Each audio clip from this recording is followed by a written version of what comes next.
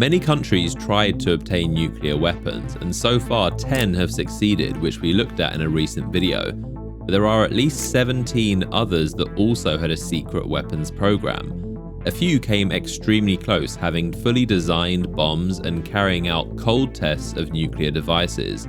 Many of them have already done most of the work and are called threshold states, meaning they could very easily create nukes if they wanted to. The reasons they haven't completed the process yet varies.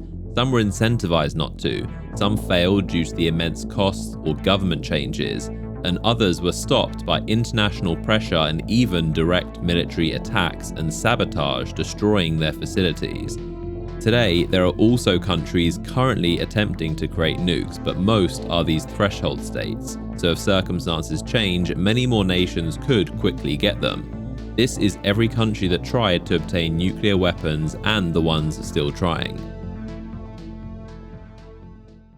Germany was among the first countries in the world trying to develop nuclear weapons during World War II, as well as Britain, the United States, the Soviet Union, and Japan, who were all in a secret race to try and figure out how to weaponize the recently discovered nuclear fission. The German physicist Werner Heisenberg was one of the pioneers of their program called the Uran project, which had three components: making a reactor, uranium and heavy water production, and uranium separation. But progress was slow and often halted as the German military believed nuclear fission would not have a significant benefit to their war efforts. The project struggled with limited resources, scientists being drafted into the army, and miscalculations about sustaining a chain reaction. There were also disagreements among the top physicists that were divided into many groups working separately and sometimes in competition with each other. As well as this, the German regime had also killed, imprisoned, and driven out many of the best Jewish scientists, which thinned their ranks and led to many of them fleeing to join the US's Manhattan Project. By 1942, the German leadership began to realize the importance of nuclear science for war and that driving out Jewish scientists was a huge mistake. They faced another setback when the Allies sabotaged a Norwegian plant occupied by Germany being used for heavy water production. As Germany began to lose the war, their nuclear program had ultimately failed and they were not at all close to producing a viable reactor or bomb. The Allies captured most of the German scientists and discovered how behind they really were. When Heisenberg, in Allied captivity, learned about the first atomic bomb dropped on Hiroshima, he didn't believe it was possible and then realized the mistakes in his calculations. In comparison, the United States spent today's equivalent of $35 billion on the Manhattan Project, whereas the Germans had spent only $35 million on theirs. After World War II, Germany was demilitarized and forbidden from developing or possessing nuclear weapons, but during the Cold War, the US and Soviets would deploy their own nukes in West and East Germany. Most were removed as Germany reunified, but today the United States still stores between 20 and 60 tactical nukes there, which the German Luftwaffe has been trained to use in a time of war. In 2007, the former defense secretary stated that Germany should strive to become a nuclear-armed power, to which the French president offered Germany to control some of the French nuclear arsenal. Chancellor Angela Merkel declined the offer, stating that Germany had no interest in possessing nuclear weapons, but she later reversed her stance due to the actions of Russia, and she stated, "As long as there are nuclear weapons in the world, we need to have those capabilities." Though they have shut down all of their nuclear energy plants, research in nuclear physics still continues and Germany is considered a threshold state, meaning they could quickly develop weapons if they wanted to. Spain, under the dictatorship of Francisco Franco, started nuclear energy research in 1951, which gradually evolved into also investigating a weapons program. In 1963, Project Islero was born with a 9-step plan to prioritize plutonium production, but the team struggled and admitted they had no idea how to achieve this. In 1966, luck would fall out of the sky. A US B-52 plane carrying 4 hydrogen bombs collided mid-air with its refueling plane, dropping the thermonuclear bombs on Spain. They didn't fully detonate, but 2 of them partially exploded on impact with the ground and leaked radiation.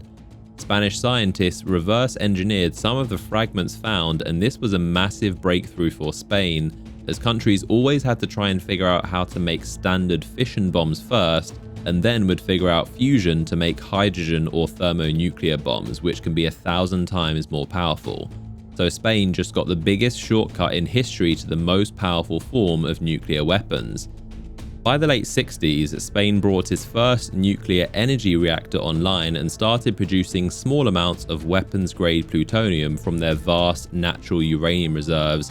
By 1971, a classified report said that they could create a bomb and test it in the Spanish Sahara colony. The French President Charles de Gaulle supplied them a graphite reactor design and technical help to produce more plutonium for a bomb. France wanted their neighbour and ally Spain to also become a nuclear-armed state to make them both more independent from NATO. The US grew increasingly concerned, and their Secretary of State Henry Kissinger met with the Spanish Prime Minister Carrero Blanco and asked for US support in the event of a war, but Kissinger refused.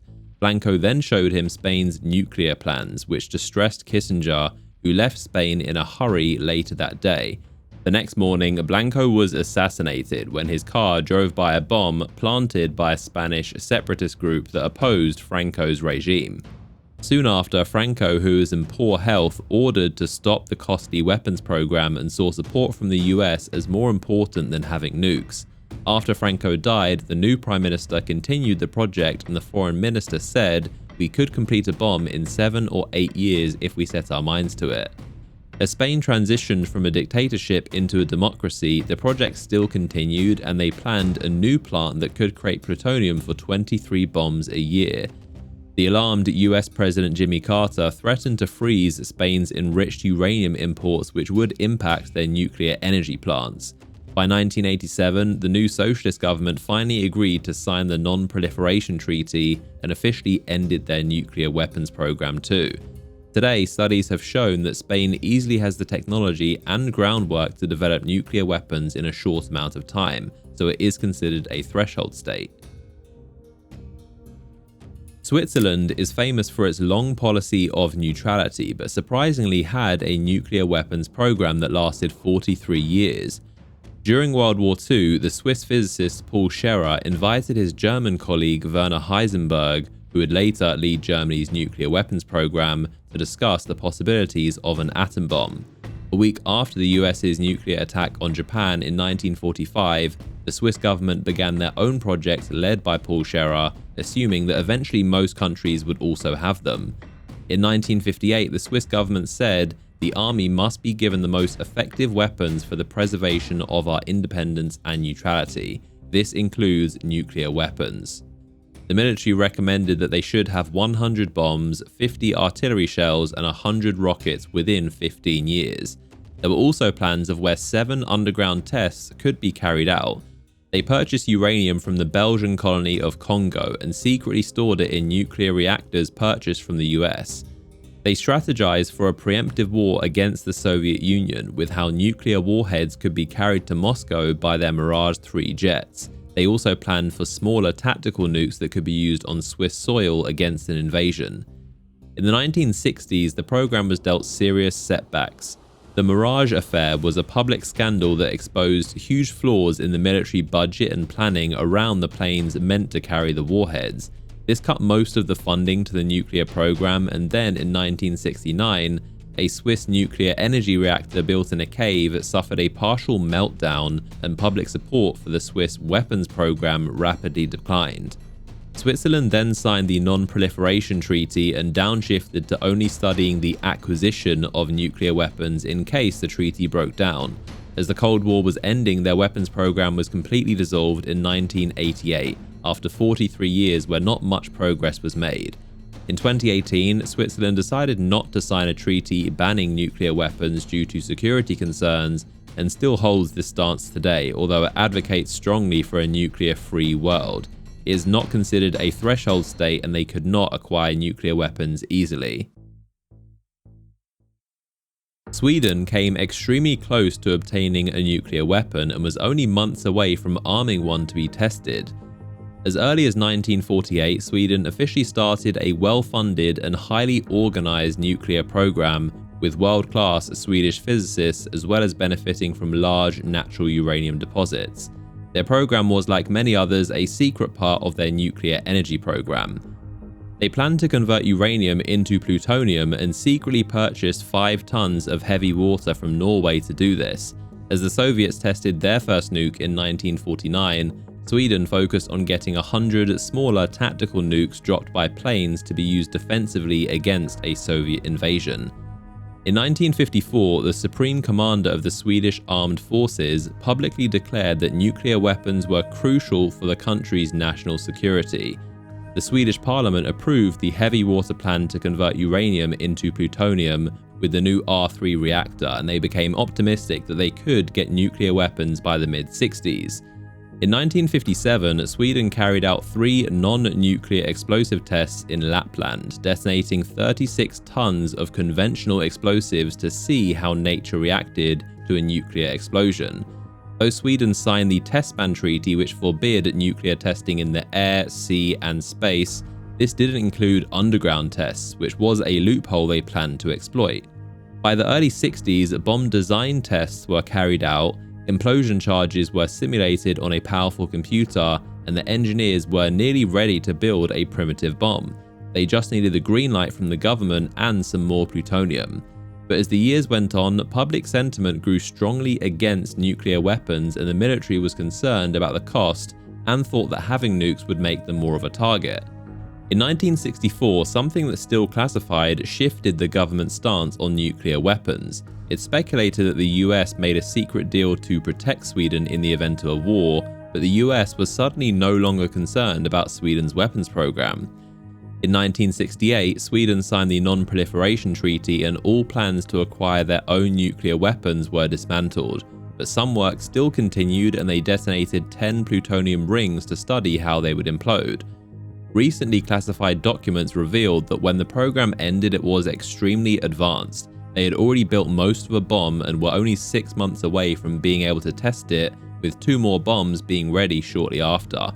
Due to the amount of work already completed, they are considered a threshold state and could build a nuke in a few years, though its stance is firmly against doing so and is unlikely. Romania had a secret nuclear weapons program that began in 1978 under their communist leader Nicolae Ceausescu. They had an energy program since 1949, but decades later would use the research reactor built with the help of the Soviets to produce nuclear weapons fuel. Though they had signed the Non-Proliferation Treaty in 1970, they would violate this by secretly trying to develop an atomic bomb. This was called the Danube program, with 3 sections: nuclear weapons, medium-range ballistic missiles, and the third on chemical and biological weapons. They acquired highly enriched uranium and a reactor from the US, which was intended for civilian energy production. A Romanian official who fled to the US revealed that Romania wanted to create a small nuclear weapon, and that Muammar Gaddafi, the leader of Libya, offered to finance the research. The Romanian foreign minister also said that Pakistan offered to collaborate on nuclear weapons, which they rejected, and Romania helped India's nuclear weapons program by purchasing 14 tons of heavy water from Norway and secretly shipped it to India in the 80s.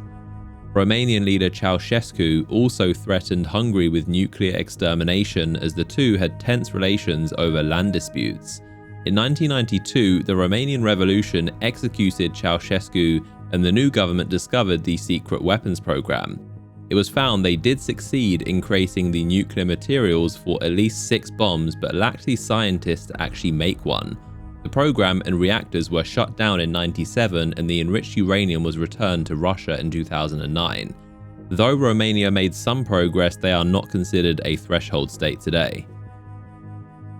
Yugoslavia started a nuclear weapons program around 1945, and it was later accelerated after their longtime leader Tito had a falling out with the Soviet leader Joseph Stalin.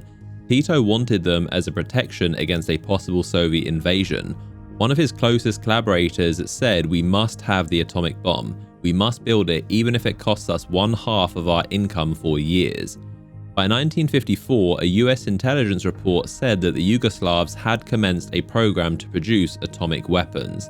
After Stalin died, Tito repaired relations with the next Soviet leader Khrushchev, and Moscow provided uranium reactors and heavy water to enrich uranium. They also worked with Norway on plutonium reprocessing and collaborated with Libya and Iraq to develop missiles capable of carrying nuclear warheads.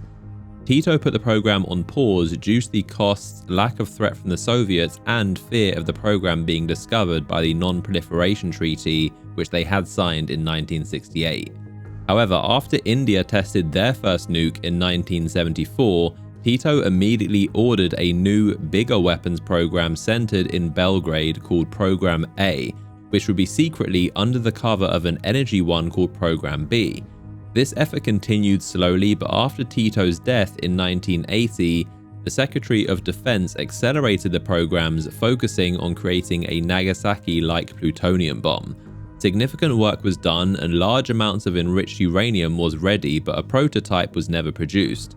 For reasons still shrouded in mystery, the government then decided to shut down the weapons program in 1987, though it's believed the main reasons would have been the immense costs, lack of any threat from a hostile nation, and pressure from the US.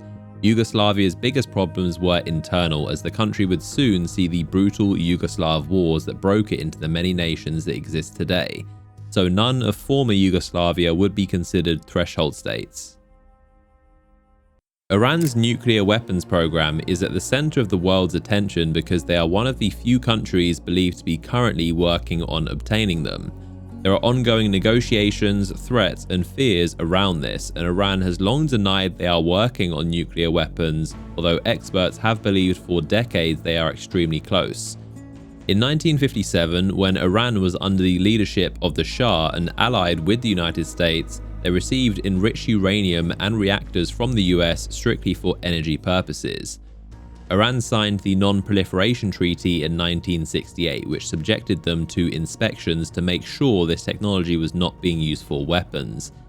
In 1979, the Islamic Revolution dramatically changed their leadership, and now under the Ayatollahs, Iran became hostile towards the United States and the West. Though the first supreme leader was skeptical of nuclear weapons and viewed them as a Western innovation, the second and current Ayatollah since 1989 became much more interested. Iran discovered natural uranium deposits and received equipment from Abdul Qadir Khan, the father of Pakistan's nuclear program, known for his nuclear smuggling network to Iran, North Korea, and Libya. In the 90s, they also got a reactor from China. In 2002, underground enrichment facilities and heavy water reactors were discovered, and the US publicly accused the Iranians of creating nuclear weapons. The UN imposed asset freezes, embargoes, and sanctions on Iran's nuclear imports, and satellite images revealed military complexes used for high explosive testing and warhead development, while inspections from these sites were denied. The Atomic Energy Agency also reported evidence that Iran had been designing a nuclear bomb. In 2010, it was uncovered that the US and Israel collaborated on a cyber attack called Operation Olympic Games. This infected Iranian nuclear facilities with a cyberworm called Stuxnet. It caused their centrifuges, which processed nuclear material, to burn themselves out, and this destroyed 20% of the centrifuges and infected over 200,000 computers. By 2015, Iran agreed to a deal limiting their nuclear program in exchange for relief from those US sanctions, which weakened Iran's already struggling economy. A few years later, in 2018, US President Trump withdrew from this deal, imposing maximum pressure on Iran through more sanctions, to which Iran continued ramping up their enrichment to levels extremely close to those needed for weapons, and it's widely believed they could achieve this if they wanted to. Whether they do or not depends on the negotiations currently ongoing. In March 2025, the Supreme Leader's top advisor said that Iran would have no choice but to develop nuclear weapons if attacked by the United States or its allies. Iran getting nukes would be massively important to maintain their dominance in the Middle East, and especially against their biggest rival Israel, the only nuclear-armed nation in the region. Iran is considered a threshold state and is very capable of getting atomic weapons and could soon do so. Saudi Arabia has not declared that they are trying to obtain nuclear weapons, but reports have suggested they are currently making steps and definitely have the resources, with their leader Mohammed bin Salman famously saying that without a doubt if Iran gets them, then they will too. Saudi Arabia signed the Non-Proliferation Treaty, but in 1994, a Saudi diplomat that defected to the United States said that Saudi Arabia started a nuclear weapons program since the Yom Kippur Arab-Israeli War in 1973. He also said that the Saudis supplied funding and technology to Iraq's nuclear weapons program, and after the invasion of Iraq in 2003, The Guardian reported that Saudi Arabia renewed its interest in nuclear weapons. Then in 2005, the New York Times reported that the US President George Bush said to UK Prime Minister Tony Blair that he was open to a preemptive invasion of Saudi Arabia to prevent them from acquiring nuclear weapons. In 2003, a classified Saudi document also leaked revealing 3 options: 1, to develop their own atomic bomb, 2, to get one from another nation, or 3, to champion a Middle East nuclear weapons-free zone. Evidence then emerged that the Saudis funded nuclear weapons development in Pakistan in exchange for oil credits, and then a senior NATO official claimed to have personally seen intelligence that the Saudis funded Pakistan to develop some nuclear weapons that were ready to be delivered to Riyadh. This indicated that they were exploring option 2, and in response, the Saudi foreign minister neither rejected or confirmed that they might purchase atomic bombs from another country. China also identified that Saudi Arabia contains enough natural uranium ore to produce significant nuclear fuel, and that they are apparently searching for uranium deposits in the northwest region near where they plan to build the Neom City project. The Saudis' nuclear weapons capabilities are shrouded in secrecy as their facilities have not been inspected yet, and they are partially considered a threshold state. Iraq's nuclear weapons program would become one of the biggest controversies in modern history. In the late 60s, Iraq received research reactors and facilities from the Soviet Union for an energy program. In the early 70s, Iraqi leader Saddam Hussein ordered the creation of a secret nuclear weapons program helped by Pakistan, who provided centrifuge data. He also created a chemical weapons program under the cover of a pesticide facility with the help from Germany. France later agreed to sell them 72 kilograms of 93% enriched uranium, which is weapons grade, as well as a new reactor called Osirak. In 1981, Israel launched Operation Opera, which bombed and destroyed this reactor while it was under construction, which had been similarly bombed by Iran the year prior during their war. The plant would have eventually been capable of producing weapons-grade material. The United States supported Iraq in its war with Iran, providing $500 million worth of dual-use equipment, some of which would also be used in Iraq's nuclear and chemical weapons programs. The US also taught Iraqi scientists about a shockwave charge typically used to ignite and detonate nuclear bombs. The UK was also involved in what's called the Arms to Iraq scandal, where British companies were endorsed by the government to sell arms to Iraq, which included nuclear bomb triggers, as well as parts for Saddam Hussein's supergun program called Project Babylon that tried to make cannons that could fire projectiles into orbit. Iraq used significant amounts of chemical weapons against hundreds of thousands of Iranians and Kurds during their war. Most of the world initially supported Iraq, wanting to see Iran defeated, but these war crimes changed global opinion on Saddam's regime. The turning point was in 1990 when Iraq invaded neighboring Kuwait, and the US led a coalition of 42 nations, the largest since World War II, to liberate Kuwait during the Gulf War. The coalition pushed Iraq out of Kuwait and completely destroyed what was left of the Osirak nuclear reactor, but stopped short of toppling Saddam Hussein himself. They called a ceasefire and also forbid Iraq from further development of nuclear, chemical, or biological weapons, which are all generally known as weapons of mass destruction. Inspections confirmed and found significant stockpiles of chemical and biological weapons which were dismantled, and they also found the attempts to develop a nuclear weapon which had not made much progress. Iraq had complied with destroying their WMDs, but inspections had not been carried out for 4 years between 1998 and 2002, and the United States used this to claim they still possessed WMDs. A new inspection from the UN found no evidence of any more WMDs, but regardless, the US's Bush administration famously still claimed Iraq had them and used this to justify a full-scale invasion in 2003. Saddam was removed from power and the war killed hundreds of thousands and is one of the most controversial and condemned wars in history. Despite the US's claims, no WMDs were ever found. Libya signed the Non-Proliferation Treaty in 1968 under King Idris, but a year later, Muammar Gaddafi seized control of the country and began a nuclear weapons program to counter Israel. In 1981, the Soviet Union provided a research reactor where they carried out illegal uranium conversion with the help of a nuclear-armed country whose name has been kept secret by the Atomic Energy Agency, though it's speculated to be either the Soviet Union or China. Libya also purchased 80 missiles and launchers from the Soviet Union capable of carrying nuclear warheads.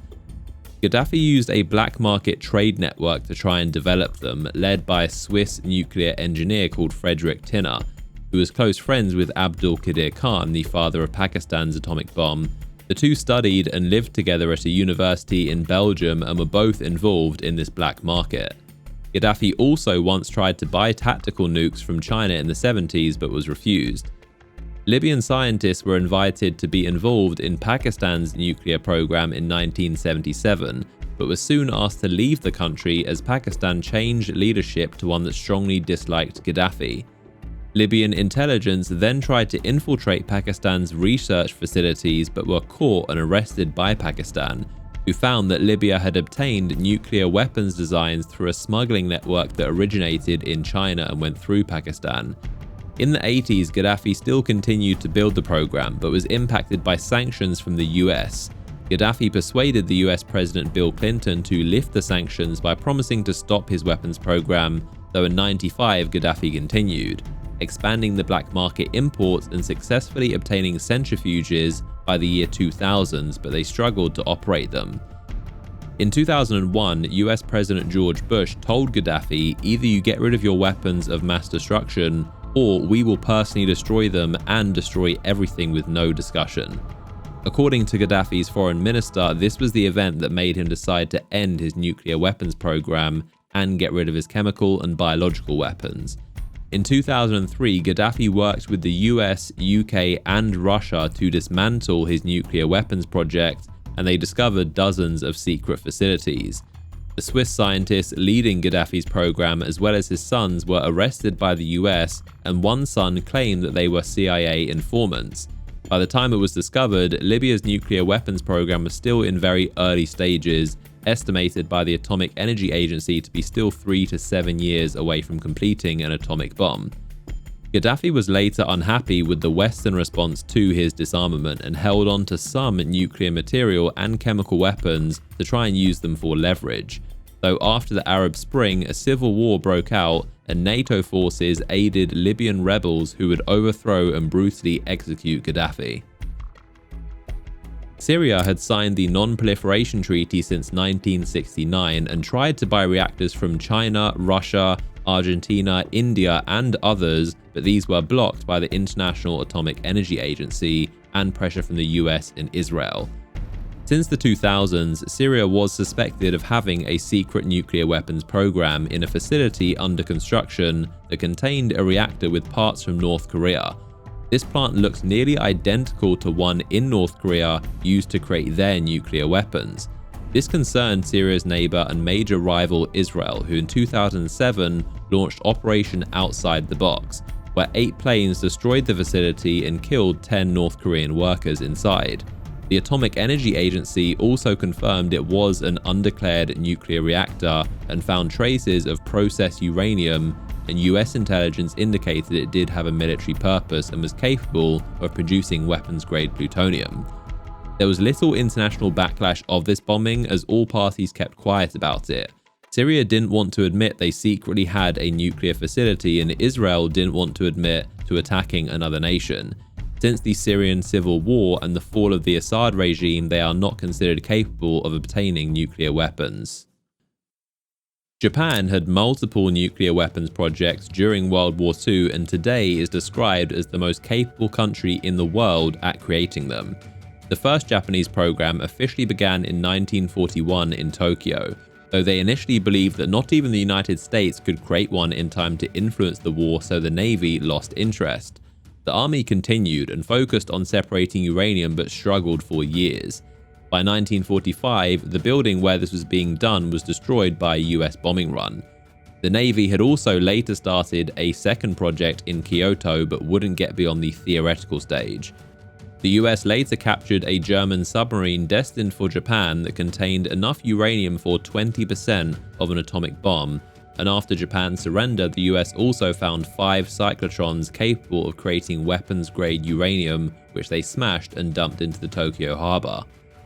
There was a report in 1946 that alleged Japan had tested an atomic bomb in their occupied Korea, according to a Japanese officer, but many independent investigations have dismissed these claims for lacking evidence.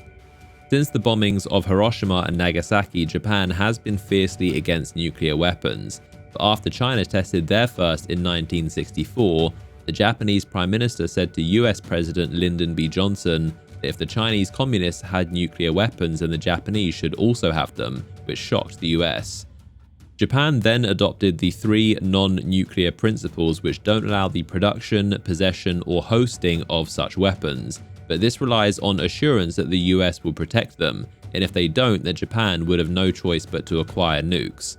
The US also stored around 1,200 nuclear warheads in Okinawa until 1970, which it occupied. Japan signed the Non-Proliferation Treaty in 1970, but maintained that they will still learn how to theoretically make atomic weapons in case they ever needed to. Though Japanese public opinion of them are still taboo, the growing threats of China and North Korea have been slightly increasing public support for the idea.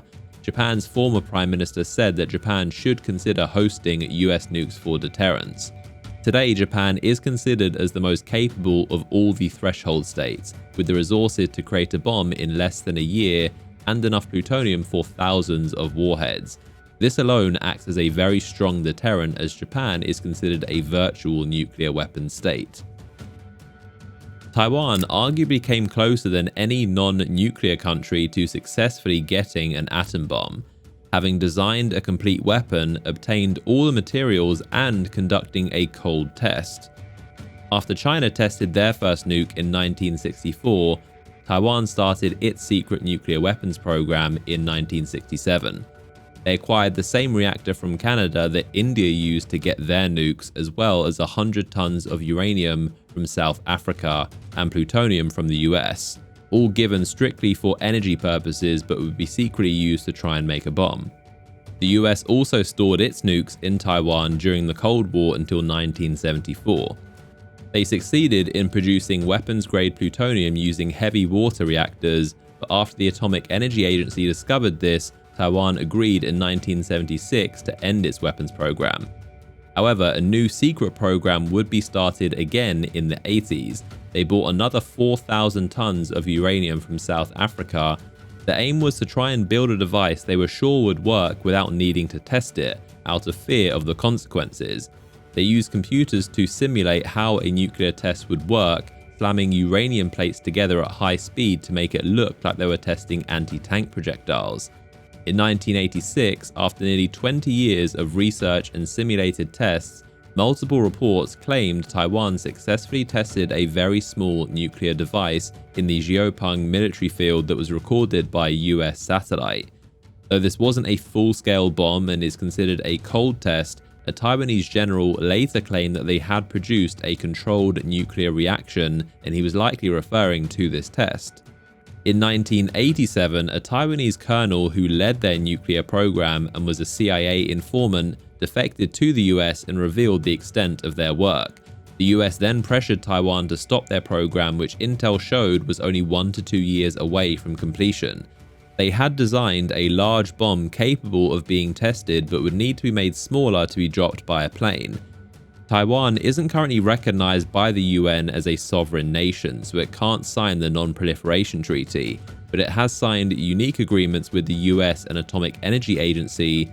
Taiwan is widely considered as one of the most technologically advanced nations in the world, and based on their past weapons program, is also a threshold state that could develop nukes in a year or two, but doing so would be extremely dangerous and almost certainly provoke a full-scale invasion from China, who has been promising to annex or reunify it for 20 years. South Korea made small efforts towards nuclear weapons and today is one of the more capable threshold states that has recently shown more interest in obtaining their own. After the Korean War in the late 50s to early 60s, the US stationed nearly 1,000 of its own nuclear weapons in South Korea. In 1970, right after the US announced they would withdraw its forces from South Korea, they first considered the possibility of starting their own nuclear program. Then, as South Vietnam fell to the Communist North in 1975, the South Korean president publicly mentioned desires to get nuclear weapons and a secret program had begun. They got a research reactor from the US provided for energy as well as technology from France and Belgium. They also attempted to get plutonium reprocessing facilities from France, but the US stopped this.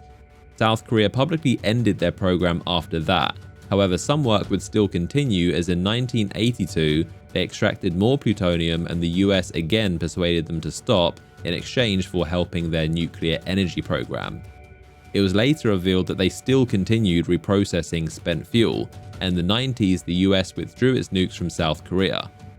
In the year 2000, they again enriched some more uranium to 77%, which is very close to weapons grade. North Korea successfully tested its first nuclear bomb in 2006. After a period of high tensions between the two, the South Korean defense minister said it was worth considering the US hosting nukes there again. By 2023, the US agreed to periodically place nuclear-armed submarines there in exchange for South Korea agreeing not to develop their own. However, public opinion among South Koreans is in favor of them creating their own, with over 76% supporting the idea in 2023. South Korea has plenty of resources to make atomic weapons if they wanted to, and is the only nation without nukes that have submarines capable of launching them. It's estimated they could create one in a year or two. Whether they do or not depends on whether the US continues to provide their nuclear umbrella. Myanmar, previously called Burma until 1989, had a small nuclear weapons program secretly aided by North Korea. In 2009, two high-ranking Myanmar officials defected to Australia, and the Sydney Morning Herald reported that Myanmar was working on a secret nuclear weapons program, which initially aimed to be completed by 2014. This was allegedly being helped by North Korea and involved a nuclear reactor and plutonium extraction facilities hidden in caves tunneled into a mountain. In 2010, a 5-year investigation using documents provided by a major in Myanmar's military found evidence they had begun a weapons program. The UN also found evidence that North Korea had been helping them, but experts believe they were still a long way from succeeding considering their lack of resources. The US expressed concern in 2011 but stated their fears were later diminished. Myanmar has also since said they have halted their nuclear energy program and they did not have the means to make or use a nuclear weapon. They initially denied cooperation with North Korea, but their president later told US President Barack Obama that they did have some relations with North Korea because they needed someone to help with defense. Myanmar signed a treaty prohibiting nuclear weapons in 2018 and is yet to ratify it, but is not considered a threshold state and cannot easily make them. Brazil came very close to obtaining a nuclear weapon, with 2 being designed and a site ready for them to be tested. Since the 1950s, the president expressed interest in developing nukes, and the country was under a military dictatorship since 1964, who started a secret project called the Parallel Program in the 70s. It involved the Army, Navy, and Air Force in competition with their rival Argentina. This included enrichment plants, reprocessing, and a missile program, with highly enriched uranium being purchased from China in the 80s. They also got equipment from West Germany, France, and the US, which was all meant for energy. Brazil also has the 6th largest reserves of natural uranium and secretly exported 8 tons of it to Iraq in 1981 for their program. By 1987, the president announced that they had enriched uranium to 20%. Later investigations found that they had successfully designed 2 bombs, one with a yield of 20 to 30 kilotons, which is larger than the one dropped on Nagasaki, and a second with 12 kilotons, which is smaller than the one dropped on Hiroshima. They had also prepared a test site, which was a large military area in the Amazon called Cachimbo. This had a 320 meters deep hole, and according to a Brazilian military officer, a nuclear bomb was planned to be tested in it in 1990. They had the facilities to make enough weapons-grade material, but were still a few years away from producing enough for the bombs. However, in the late 80s, Brazil transitioned from a military dictatorship to more of a democracy which was against nuclear weapons. In 1990, the new president closed the test site and shut down the weapons program for good by symbolically pouring concrete down the shaft using a shovel. By 91, Brazil and Argentina signed agreements of disarmament, and Brazil signed the Non-Proliferation Treaty in 97. Experts concluded that due to Brazil's significant work, they could produce a nuclear weapon within 3 years if they decided to, making them a threshold state and the most capable in Latin America. Argentina had a small nuclear weapons program inspired by its rivalry with Brazil. Limited work began in the 80s under a military dictatorship when they discovered Brazil was also pursuing them. During Argentina's Falklands War with the UK, the US became concerned that the Argentines could build a nuclear bomb using its energy program. This was also the height of when Argentina and its citizens desired them, as some believe the outcome of the Falklands War may have been different if they were a nuclear-armed nation. Their program was mainly focused on energy, supported by getting reactors from Canada and West Germany, a heavy water plant from Switzerland, and nuclear equipment from the Soviet Union. The Argentinian government confirmed in 1983 that their research did have the capacity to make weapons-grade uranium, but any interest was soon abandoned when a new government transitioned into a democracy and opposed nukes. They also had a better relationship with Brazil by this time and saw no need to continue their rivalry. Today, Argentina is not considered a threshold state, as they were never seriously trying to obtain atomic weapons besides the ability to make fuel. There were also other countries that made very small efforts but never had an actual program. Australia tried to get some tactical nukes from the US and UK but were denied and gave up, deciding that they would be too difficult to make on their own.